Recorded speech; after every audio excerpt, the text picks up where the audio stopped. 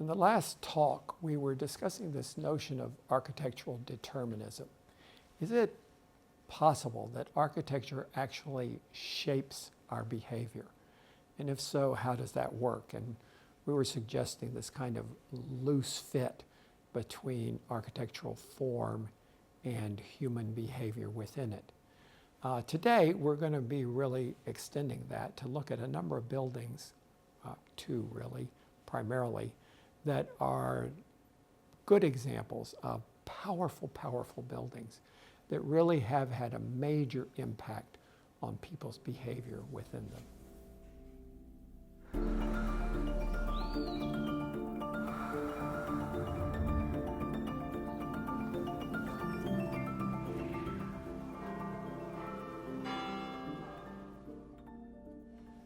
The first building we're going to be looking at today that has this kind of big impact on behavior is actually one of my favorite buildings in the world. People are always asking me, Larry, what's your favorite building? So like asking, yeah, Larry, what's your favorite kid? It's hard to pinpoint one. But I would certainly put Baker House up there in the top echelon of buildings I really love. And a lot of people find that a little weird because this is not a fancy hoity-toity museum. It's not probably super world-renowned in terms of a building.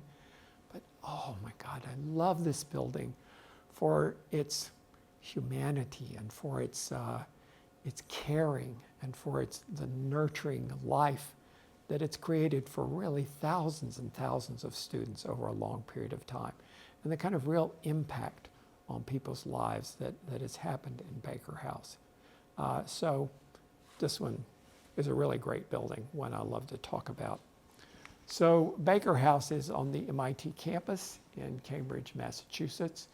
In the last talk, we were discussing this research project that Leon Fessinger did of student housing that was temporary housing on Briggs Field. This is actually Briggs Field out here, and that housing was to the left down there, but it was still there when Aalto was doing this building. And Aalto was very interested in that work of Leon Fessinger. So that work very much influenced the design of this building. So the building was a dormitory for students who were returning from World War II. Many of them it was done in 1949, many of them were students who delayed their education. But it was a period where M.I.T. was kind of recouping from the war. They were getting lots of new students back in, and they needed a new dormitory. It was a men's dormitory that was completed in 1949. But now it's been a great dormitory for all kinds of people, coeducational now and for many, many years. It's located on the Charles River. The Charles River is right down here. Briggs Field is up there. M.I.T., the main entrance to M.I.T. at 77 Mass Ave is right on that path right there. So it's quite close into campus. Aalto himself, when he designed the building, was in his early 50s. And he had had a very difficult time in World War II. Finland had been beat by the Nazis and then finally by the Americans and British and Russians, so that they'd been beaten twice in World War II. And Finland was kind of devastated at the time. Aalto had been doing some teaching at M.I.T., and then he was selected to be the architect for this dormitory project that was really quite an important project for M.I.T. at the time. And as I said, he was very influenced, and the people in student affairs at M.I.T. were being very influenced by this work of Leon Fessinger and this notion of making a building that really supported friendship formation and socialization and some notions of human factors. There's that Charles River, beautiful view of the basin of the Charles River there. So all of these rooms had spectacular views, especially the dining room below and the living room up above that have views across to the skyline of Boston on the other side of the river. That little jewel of a social room was set in front of the red brick part of the building that really was all the student rooms. When Alto was approaching the design problem, he did this very clear analysis of the function of the building and how it might work and how it might sit on that site. There's a series of 12 drawings. I was extremely fortunate as a graduate student to come on this cache of drawings at MIT that were done by Alto during the time he was doing Baker House and all the correspondence. Some of them were back in Finland, and I had to go back there to find those drawings. But over a period of time, I really, really delved into Baker House and tried to understand, to get into Alto's head. What was he thinking? What was he doing? What were the intentions of this building? And I came across these drawings where he's showing several different ways of occupying that site. And over here, he's doing pluses and minuses. And he's got several criteria. He's looking at sun and view and privacy. And he's also looking at how many rooms. So in this scheme, he's lining up lots of buildings there, 4 buildings. He says that the sun is terrible. That's the south side of the site there. You really want lots of south sun for the warmth in the wintertime. You get very little of it in this scheme. So he's saying that's a minus for sun, not very good for view. All the view is to the Charles River out here. You're not getting much of that. In terms of privacy, they're all staring into each other's windows. Sucks. This one is getting lots of minuses. The only plus is that he can accommodate the 300 rooms he was looking for. Then he tries sliding it back and forth. Still not much privacy, rooms looking into each other, not much view of the river, a little diagonal, but not great. So he tries 3 instead of 4. He tries canting the edges to get a little more view, a little more south sun. He breaks it up to give a little more vista. He makes a long scheme like that. So he's just trying to figure out how best to put it on the site. Here he makes a single loaded corridor with all of those rooms facing south to get the southern sun, all those rooms facing toward the view, fantastic. All of those getting lots of privacy, plus, plus, plus on sun view and privacy. Unfortunately, he's not getting anywhere near the 300 rooms he needs. So then he bends it a little bit to get a little more perimeter, still not getting as many rooms as he needs. He wiggles it, still not quite getting the rooms he needs. He wiggles it more. Now he's getting the rooms he needs, but now he's getting some privacy violation looking across that courtyard. So he wiggles it this way and finally wiggles it back this way, which is actually pretty much the scheme he ended up with excellent sun, all that view to the south, excellent views of the river, and excellent privacy, nobody really looking into anyone else's room. So he's just thinking functionally. How do we arrange this on the site so we get these needs met? And so after that, he does a few other drawings. At a certain point, they threw a bogus new challenge in his lap. They said, oh, wait, we told you 300 rooms. Oops, changed our mind. Now we need 360 rooms. So now he's trying to figure out, how do I get a few more rooms on there? He's also looking now at those social spaces coming in from the campus and that idea of a little pavilion in the front that would be the living room and dining room. And just as you came in the front door from the campus, you'd be in that social center and be able to be tempted to partake there. And finally, he comes up with this plan. Most of the rooms are along here with that perfect sun and perfect view and absolute privacy. Actually, he had been reading books by Mark Twain while he was in the United States. He loved Mark Twain. And he read something in a Mark Twain book that said, the way you address a river, and Mark Twain was talking about the Mississippi River, but you would never look across a river. That's not the way you address a river. You address a river by looking up the river or down the river, because the river has a direction like that.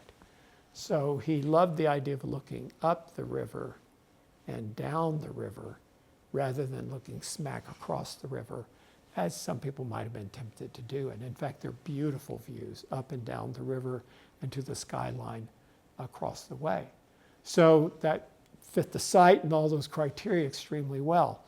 But maybe to me, the thing that is even more impressive about that is then how he nested exactly what kinds of rooms within that larger functional diagram. He also put a few of the rooms here facing west, and west sun is actually very good in Boston because it's a cold climate, and you want that warmth when the sun is low in the afternoon. And you could look out to Briggs Field in that direction, so it was quite a good view and good sun. So there are a few of the rooms that are tucked around right there. Then this is how he arranged the rooms. So the freshmen, and you have to understand, at MIT, it's totally different from UT. At MIT, you stay in the same dorm pretty much all 4 years. So whatever dorm you select as a freshman, you're probably going to be there all the way through your senior year. And so your needs are different as a freshman than they are as a senior. So Alto understands that. I need to have some places for freshmen to live and some places for seniors to live. When you're a freshman, you want to make friends. You want some socialization. When you're a senior, you may be doing your thesis and nerding it up and need a lot of privacy. So he was trying to make a whole range of accommodations of different needs at different stages of your academic career. So when you're a freshman, you would live in these rooms right here. And they're triple rooms, 3 people to a room. And the idea is that it would be good to have some roommates. It would be good to get to know some people better your freshman year, and that would work right there. And then as you got to be a sophomore, then you would move into these kinds of rooms, which are now a little more primo. You get a little seniority. You're there close to the freshmen, and that was considered a good thing because the sophomores could kind of help the freshmen with adjusting to a new place. Also, they're taking the same suite of courses as freshmen that these guys took last year. So it's good to have somebody there who can answer your question about that chemistry final or can give you a little advice and help. So the freshmen are here in triples. The sophomores are here in doubles. There are a few little singles here. Sometimes an upperclassman likes playing with the little kids, and they kind of like being the big dog down there and being a mentor to some of those underclassmen there. So there are a few little more upperclassmen rooms here that are singles. Then in this part, you begin to morph into more upperclassmen areas. So that area accommodates about 30 people, and they share a big bathroom, and they share a big lounge, quite a big lounge that's through there. Then there's a little turn in the corridor and a little articulation of another neighborhood here. And that's all upperclassmen. Those are all single rooms. And there's a lounge and a restroom associated with those rooms. And then it kinks again, and there's a lounge and a restroom associated with that area. And then there's a little sort of dead end down here. And those are really the kind of nerdy rooms down at the end with a lot of privacy and a lot of separation. So there's a lot of different neighborhoods, about 30 people through here, another 10 here, another 10 here, another 10 here. You need more possible selections of friends as an underclassman. Maybe as you get upperclassmen, you begin to get your own little group, and you can get rooms together and have more personal and close relationships in those smaller groups there. And then from all of that public circulation and those lounges that are on the north side of the building, then there's this cascading stair that takes you down in the building. The cascading character of it is so important. If that had been a windy stair like that, when you go out into a windy stair, if I'm going out on the 6th floor and there's somebody going out on the 4th floor, I can't even see them. I don't even know they're in the stair. And this one, if you go out on the 6th floor, and somebody goes out on the 4th floor, you say, yo, Joe, wait up, I'll walk to campus with you. You can see anybody that's coming or going in that stair, and it's a much more friendly kind of stair. So that one is wrapping down the building in 2 directions. It then terminates in that living room and dining room, so all roads lead to that social space, and that's where you come in from the campus to that social space, and that creates a really a nice little hub. And there's a fireplace down there and a place to sit, and mailboxes are there, the front desk is there. There's always activity around that area, and you see people you know, and it's just a friendly kind of place. So he's arranging it so that it's socially very supportive at all stages of your academic development. And then when you reach that central kind of social space, there's a dining room down below. There's an open well to the living room up above. They don't do this so much anymore, but when I was a student at MIT, they would serve dinner at a certain time from, 6 to 7, and then there would be coffee on the terrace above dinner, and most people would go to have dinner, and then they would come up and have coffee and walk out on the terrace out there and enjoy these beautiful views. And sometimes you'd invite a faculty member over, and they'd be there at coffee, and there's a wonderful kind of social atmosphere that went around that living room, dining room area, and the beautiful views that it had out to the city. So in every way, he's thinking the lifestyle, the function of this building, and how it can be supported with the architecture. Now, so I had done all this work on researching Baker House and had written a paper on it, and then I came to teach at UT, and I don't know, 10 years later or so, I was in Gregory Gym, and I see this guy with a Baker House t-shirt. And it was a very distinctive t-shirt because it had the wiggly shape of Baker House spelling out Baker House. And so I go up to the guy and I say, I graduated from MIT a long time ago, and did you live in Baker House, blah, blah, blah. And so he just opened up. He said, yeah, definitely, I lived in Baker House. And he was a huge fan. And he just started unloading to me how wonderful Baker House was, how great it was, blah, blah, blah, blah, blah. And so I start really querying. And he says, when I came to MIT as a freshman, I was such a nerd. I was super smart in high school, but I had no social skills whatsoever. I did not know how to make friends. I didn't have any friends in high school. And I realized, okay, I'm going to go off to MIT. And he said, I was just resigned to, I will not make any friends. I'll have an extremely lonely life. I'll be away from my family. I'll be miserable, but I'll get a really good education, and I can do this. So it was steeled to do that as a freshman. He got up there, and he got assigned to one of those rooms right there on the 4th floor, a triple. And he was appalled that he had to share a room with 2 other guys. And the idea of, being there in his boxers in front of 2 people he didn't know, this was his little skinny nerd body. It was just petrifying to him. So he was extremely upset about that. But within a couple of days, he realized, oh my God, these other 2 guys, they are exactly like me. They had the same experience in high school. They're both super smart. They're both a little socially inept. But dude, they're like me. And so the 3 of them in that room just totally bonded immediately. And then, of course, in the other triple rooms around here, there were other people who were just like him and going through the same things he was going through. And so he started to bond with them as well. And across the hall were these sophomores who were helping him with his classes, and he started to bond with them as well.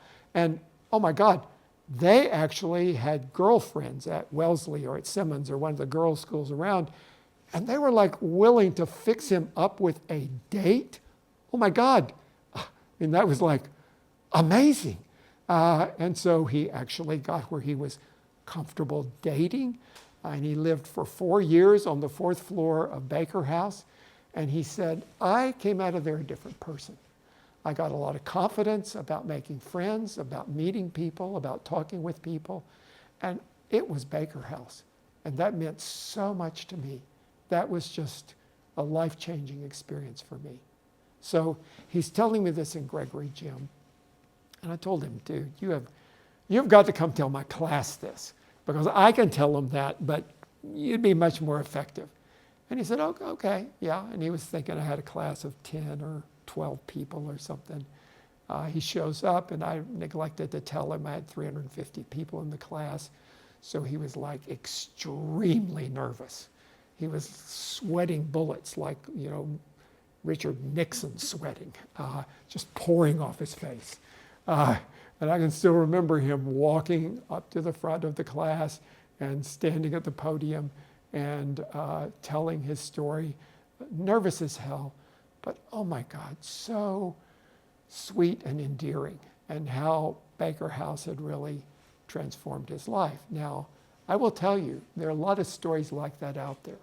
People who had this life-changing experience because of the architecture and the character of Baker House. And again, it's that kind of investment in thinking that is really giving the architectural character of the building. Each one of those windows is a student's desk. If it's a double room, there are 2 windows and 2 desks under the window. If it's triple, it's 3 desks under the window. So there's a kind of personification of each student in the facade. You can totally read where those big lounges are and where the social spaces are and where the bedrooms are. It's the function that is really making the architectural character of the building. Now, that's one kind of function. Another kind of function is more psychological. How is the building affecting our psyche, our mood, our feelings, not just the way we circulate through the building or the way the rooms are related to each other. And maybe the best example of this in my mind is this monastery of La Tourette in France. And this was designed by Le Corbusier. We've looked at lots of buildings by Le Corbusier. It was done by the Dominican order, and their idea was to make an order of cloistered monks. The Dominican order in general was an urban order. They were a social order. They worked in the middle of the city with other people. But they wanted to experiment with having a cloistered life, meaning you're apart from the world and you're communicating with God. It's all about a connection between you as a priest and God, and not about you with other people. So they find a site that's very isolated in the countryside, and they build this building that really is apart from everything else. On the uphill side, it actually hovers above the ground there, and it's 2 stories high, and then the ground tumbles down like that, and the building tumbles with it. It actually is up on stilts, so it doesn't touch the ground, and you can't walk out from the building into the landscape. These are tiny little visiting rooms.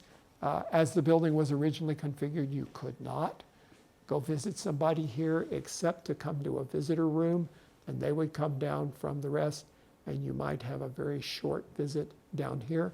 Otherwise, the place was completely off limits to outsiders, and it was just for the monks that were cloistered in there. And it was very kind of enclosed, inward-looking kind of environment. So it's all built around the courtyard. There are all the monks' cells around there, and all of those are long, thin rooms. I can actually touch each wall. It's about as wide as my arm span.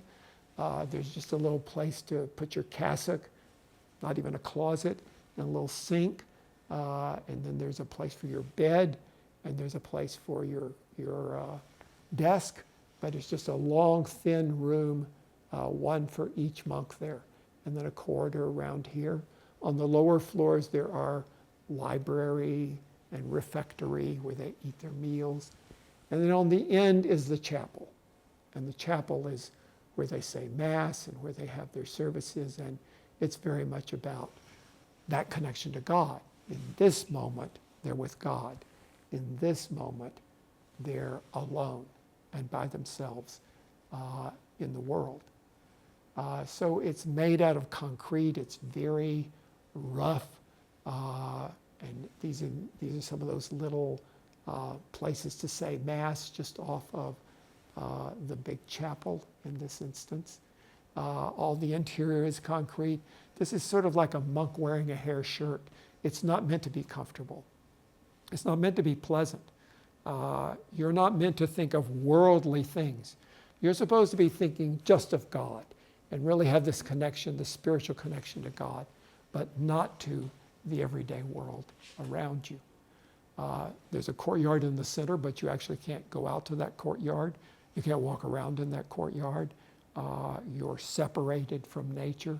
It's a beautiful natural environment around it, but because the building's lifted up on these piers, you can't actually get out to that physical environment around. This is a corridor up in the area where the monks' cells are.